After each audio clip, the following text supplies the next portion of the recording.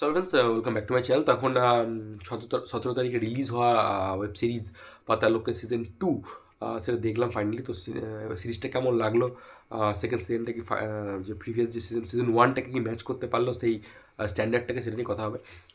তো Amazon prime এই সিরিজটাকে অনেক দিন আগেই বানিয়ে ফেলে রেখে দিয়েছিল, 2 বছর, 1-1.5 বছর, দেড় 2 বছর আগে রেখে দিয়েছিল। মানে তাদের পুরোপুরি শুটিং, পোস্ট প্রোডাকশন কমপ্লিট হয়ে গেছিলো এবং তারা রিলিজ করতে পারছিল না due to some political reasons. অনেক কিছু কাটছাট হয়েছে, এডিটেড হয়েছে, আমি দেখলে বুঝতে পারবেন। আর সেজন্য আগের সিরিজের থেকে এই সিরিজের রানিং লেন্থটাও কম, মানে এপিসোডটাও কম, বিকজ আগের সিজন থেকে কিছু কিছু কন্ট্রোভার্সিও হয়েছিল, বিকজ সেখানে অনেক কিছু পলিটিক্যাল জিনিসপত্র ডিল করেছিল তারা। তো সেই জন্য এটা আসতে অনেক দেরি হয়ে গেলো। ফাইনালি এই বছরে 2025-এ মুক্তি পেয়েছে। বিকজ আগের সিজনটা, if I am not wrong, 2020 something ওই সর্ব করে, মানে আসতে প্রায় 4 বছর 5 বছর হয়ে যায় বোধ হয়। রিলিজ অনেকদিন আগে রিলিজ করেছিল, তো এত অনেক সময় লেগে গেলো। তো সিরিজটা এত যে সময়টা লাগলো সেটা কি জাস্টিফাই করলো? বিকজ আমরা দেখতে পাচ্ছি সিজন 1-এর থেকে সিজন 2-এর কিন্তু কোয়ালিটি সবসময় ডিটোরিয়েটই করে।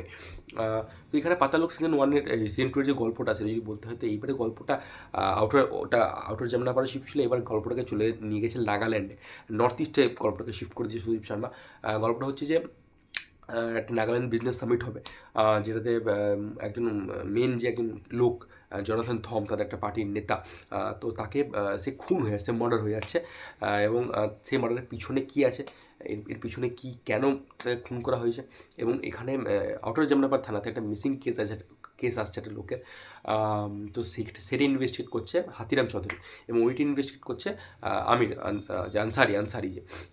তো এই দুটো কেস কীভাবে একসাথে কোলাইড করে, কীভাবে একসাথে মার্জ হয়, সেটা দেখতে গেলে আপনাকে 8টা এপিসোডের এই পাতালোক সিজন 2টা দেখে নিতে হবে অ্যামাজন প্রাইমে গিয়ে। মোটামুটি আপনি যদি 5-5.5 ঘন্টা সময় ব্যয় করেন, তাহলে আপনার সিরিজটা দেখা কমপ্লিট হয়ে যাবে।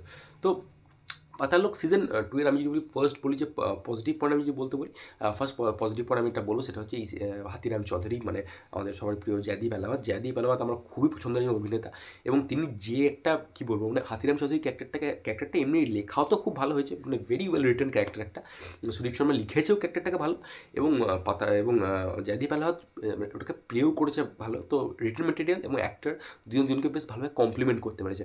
তো পারফরমেন্স সেখানে কিন্তু খুব ভালো। জয়দীপ আলাওয়াত যে লেভেলে পারফরমেন্স দিয়েছে, সেটা আউটস্ট্যান্ডিং একটা পারফরমেন্স দিয়েছে। মানে আপনি ওর সোয়াগ দেখলে বুঝতে, কিছু ডায়লগ এমন দেয় না, তো মজা লাগে দেখতে আমরা। এবং ক্যারেক্টারটা খুব রিয়েল, ক্যারেক্টারটা খুব, মানে আপনাদের মানে মনে মানে খুব রিয়েল, মানে দুনিয়া থেকে ওঠানো ক্যারেক্টার। এবং ক্যারেক্টারটা ভুঁড়ি বেরিয়ে আছে, মানে ওর যে অ্যাকশন সিনগুলো আপনি দেখবেন না, অ্যাকশন সিনগুলো এমন নয় যে মেরে সবাইকে মেরে দিচ্ছে, ও মার খাচ্ছে, এবং ওটা খুব রিয়েল ফিল হয়। তো ক্যারেক্টারটাকে একটা এজ দেয়, এবং অডিয়েন্স ওর সাথে খুব ভালো জুড়ে যেতে পারে। এবং ওর যে পার্সোনাল স্পেসটা, ওর যে পার্সোনাল লাইফ আর প্রফেশনাল লাইফ, সেটা সিজন 1-এ যেমন এক্সপ্লোর করেছিল সুদীপ শর্মা, এখানেও এক্সপ্লোর করেছে। তো সেটা খুব ভালোভাবে অডিয়েন্সের সাথে জুড়তে পারে সেই জিনিসটা। তো হাতিম চৌধুরী ক্যারেক্টারটাকে আউটস্ট্যান্ডিংলি প্লে করেছে জাদি ভালাবাদ। তো সেটা একটা সে ব্যাপারটা আছে। এবং আর পার্শ্ব চরিত্রে যদি আমি বলি, তো সেখানে আমি ঈশ্বর সিং অ্যাজ আনসারি, এবং এখানে নতুন একটা ক্যারেক্টার ইন্ট্রোডিউস করা হয়েছে, যেটা হচ্ছে আমাদের তিলোত্তমা শ্রমের যে ক্যারেক্টারটা, যেটা বড়ুয়া পুলিশ অফিসার করছে নাগাল্যান্ডে। তো তার সেখানেও কিন্তু মানে তিলোত্তমা শ্রম খুব ভালো পারফরমেন্স দিয়েছে, এবং ক্যারেক্টারটা অত ভালো ডেভেলপ নয়, বাট পারফরমেন্স দিয়ে ওই জিনিসগুলোকে ঢেকে দিয়েছে তিলোত্তমা শ্রম। তো পারফরমেন্স সেখানে খুবই ভালো। আর আদার কাস্টের যারা নাগাল্যান্ডের ওখানে যারা অভিনয় করে, তার আমি নাম জানি না, আদার কাস্টে যারা যারা পারফরমেন্স প্রত্যেকেরই খুবই ভালো। তো পারফরমেন্স এই সিরিজে খুব ভালো। এবং এই যে রাইটিংটা আমি বলবো, এই রাইটিংয়ের মধ্যে ব্যাপারটা যে প্রথম দুটো এপিসোড খুব ভালোভাবে শুরু হয়, এবং ওখানে একজন খুন হয়ে যাচ্ছে, এবং প্রথম এপিসোডের প্রথম সিনটা আপনি দেখবেন যে বাথরুমে একজনের মুন্ডু কাটা আছে, এখানে দেহটা পড়ে আছে। তো এমনভাবে শুরু হয়, আপনাকে প্রথম থেকে হুক করে রাখবে, মানে এমন দেখাতে চলেছে, ওই জিনিসটাকে আপনাকে হুক করে দেবে, এঙ্গেজ করে দেবে প্রথম সিনটা এমনভাবে দেখিয়েছে। এবং তারপর থেকে প্রথম দুটো এপিসোড খুব ভালো হয়। এবং এই সিরিজটা একটা পজিটিভ পয়েন্ট বলবো যে এই সিরিজে নাগাল্যান্ডটাকে যেভাবে দেখিয়েছে, মানে সেটা কিন্তু আপনার আমার এটা দেখার পর নাগাল্যান্ড এমনি যে মানে খুব সুন্দর একটা জায়গা। তো নাগাল্যান্ড যাওয়ার খুব ইচ্ছা যে ওঠে, এই সিরিজটা দেখার পর এত বিউটিফুলি শ্যুট করেছে নাগাল্যান্ডকে, এত সুন্দরভাবে দেখিয়েছে নাগাল্যান্ডকে। এবং নাগাল্যান্ড জায়গাটাকে এমনি দেখানি। তো নর্থ ইস্টের যে পলিটিক্স, নর্থ ইস্টটাকে যে এমনি আমাদের বলিউড হিসেবে দেখানো হয় না, এবং নর্থ ইস্টটাকে কেন এই সিরিজে বাছা হয়েছে তার পিছনে রিজন রয়েছে একটা। সেটা কিন্তু সুদীপ শর্মা খুব ভালোভাবে ইনশিওর করেছে। নর্থ ইস্ট কিন্তু এমনি না হয়নি, সেও কিন্তু একটা ক্যারেক্টার প্লে করছে, নর্থ ইস্ট জায়গাটা ইটসেলফ একটা ক্যারেক্টার কিন্তু প্লে করছে। তো নাগাল্যান্ডের যে পলিটিক্স, সোশিও পলিটিক্যাল যে সিনারিও, জিও পলিটিক্যাল সিনারিও, সেটা নিয়েই গল্পটাকে খুব ভালোভাবে উইভ করেছে আমি বলবো সুদীপ শর্মা। সেটা একটা জিনিস ভালো লেগেছে এবং টেকনিক্যালিটিস খুব ভালো। প্রাইমের সিরিজ তো লুক অ্যান্ড ফিল ডেফিনেটলি খুবই ভালো হওয়াটাই স্বাভাবিক, সে নিয়ে কোনো কথা হবে না। এবং ওভারঅল যে প্রোডাকশন ভ্যালু সেটা খুব ভালো, ব্যাকগ্রাউন্ড মিউজিকের কাজ আমার খুব খুব ভালো লেগেছে। এবং অ্যাকশন সিন যে কতগুলো রয়েছে সিনেমাতে, এই সিরিজে, সেই কতগুলো খুব রিয়েল, খুব রভাবে, খুব রিয়েলিটির সাথে সামঞ্জস্য রেখে শ্যুট করা। বিকজ হাতিরাম চৌধুরী ক্যারেক্টারটা কিন্তু কখনোই মানে সুপার হিরো ক্যারেক্টার নয়, তো তাকে খুব রিয়েল রেখে কিন্তু অ্যাকশন সিনগুলো ডিজাইন করা হয়েছে, সেটা আপনি দেখলে বুঝতে পারবেন। ওভারঅল মিলিয়ে মোটামুটি জিনিসটা ভালো, এবং যেভাবে প্রত্যেকটা জিনিসকে দেখিয়েছে, যেভাবে রাইটিংটাকে নিয়ে গেছে, একটা থ্রিল, একটা টেনশন মোটামুটি কিন্তু আপনার মধ্যে বজায় থাকবে। এবার আমি নেগেটিভ পয়েন্টে যদি আসি, নেগেটিভ পয়েন্ট আমি বলবো এই সিরিজটা আমার ডিসেন্ট একটা সিরিজ লেগেছে, এই কারণেই আমি ফার্স্ট সিজনের যে স্ট্যান্ডার্ড কখনোই ম্যাচ করতে পারে সিরিজটা, ডিসেন্ট একটা সিরিজ হয়ে থেকেছে। বিকজ প্রথম যেটা বললাম, রাইটিংয়ের যেটা হয়েছে, যে প্রথম দুটো এপিসোড খুব ভালোভাবে এঙ্গেজ করে রাখবে আপনাকে, যেভাবে হাতিরাম চৌধুরী জিনিসটাকে ইনভেস্টিগেট করছে। বাট যখনই গল্পটা যখন নাগাল্যান্ডে পৌঁছবে, যখন হাতিরাম চৌধুরী নাগাল্যান্ডে পৌঁছবে, তারপর থেকে গল্পটা প্রচণ্ড ফ্ল্যাট হয়ে যায়, তারপরে জিনিসপত্রগুলো খুবই ফ্ল্যাট হয়ে যায়। আমার কোথাও গিয়ে সেই জিনিসটা ইন্টারেস্টটা গ্রো করেনি, যেটা আমরা আগের সিজনে করছিল। আগের সিজনে একটা ইন্টারেস্ট ছিল, দেখতে ভালো লাগছিল, কিন্তু নাগাল্যান্ডে যখন থেকে গল্পটা শিফট হয়েছে, তখন থেকে অনেক কিছু কনফিউশন বিল্ড আপ করার চেষ্টা করেছে যেটা বিভিন্ন ধরনের করেছে, যে সেই তার একটা ক্যারেক্টারের ছেলে, বিভিন্ন ধরনের জিনিসপত্র আছে, তো করেছে অনেক কিছু জিনিস করেছে। বাট সেই জিনিসটা কোথাও না কোথাও একটা এঙ্গেজিং ন্যারেটিভ কিন্তু লাগেনি রাখতে। এবং আরেকটা জিনিস আমি যেটা বলবো, সেটা হচ্ছে যে আগের সিজনে যেটা ছিল, যে একটা পলিটিক্যাল বক্তব্য ছিল, একটা পলিটিক্যাল কমেন্ট্রি ছিল, কিছু কিছু জায়গায় তো রিয়েল লাইফ ইভেন্টটাকে সেভাবে রেপ্লিকেট করে দিয়েছিল সুদীপ শর্মা, দেখিয়ে দিয়েছিল, সেই জন্য ওটা আরও দেখতে খুব ভালো লাগে, খুব রিলেট করতে পারা যায়।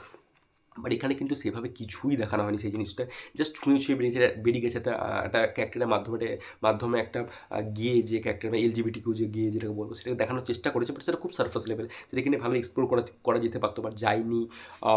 এবং বাকি যে সাপোর্টিং কাস্টের যে কথা বলো, যে আগের সিজনে যে হাতিরাম বলছি, হাতোরা ত্যাগী যে ক্যারেক্টারটা ছিল, অভিষেক ব্যানার্জির যে ক্যারেক্টারটা ছিল, সেটা আমাদের এখনও মেমোরিতে স্টে করে গেছে, মেমোরেবল একটা ক্যারেক্টার, আইকনিক ক্যারেক্টার হয়ে গেছে। এবং হাতিরাম চৌধুরী ভার্সেস আমাদের অভিষেক ব্যানার্জি, যে মানে হাতোরা ত্যাগী যে টাসেলটা ছিল, সেটা খুব এনজয় করেছিলাম। বাট এখানে সেরকম কোনো অ্যান্টাগনিস্ট ক্যারেক্টার ডেভেলপই করেনি, কীভাবে দেখায়ও নি যে ওরকম ক্যারেক্টার, এখানে কোনো ক্যারেক্টারই কিন্তু মেমোরেবল হয়ে যায় না, কোনো ক্যারেক্টারই কিন্তু আমাদের মাইন্ডে স্টে করে যায় না। আগের সিজন থেকে টেকঅ্যাওয়ে ছিল ওই ক্যারেক্টারটা, হাতোরা ত্যাগী, বাট এই সিজন থেকে কোনো টেকঅ্যাওয়ে নেই সেভাবে।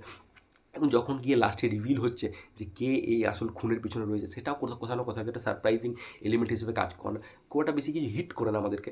প্রথম সিজনে যেটা ছিল, যে কুকুরের জন্য সব কিছু করেছিল, কুকুরের জন্য সব কিছু হয়েছিল, এটা আপনার সারফেস লেভেল শুনে মনে হতে ভাই কী দেখাচ্ছে, বাট যখন দেখিয়েছিল সেটা কিন্তু খুব ভালোভাবে দেখিয়েছিল। বাট এখানে কিন্তু এই জিনিসটা যেভাবে দেখায়, ক্লাইম্যাক্সে জিনিসটা রিভিল হয়, সেটা কিন্তু খুব একটা বেশি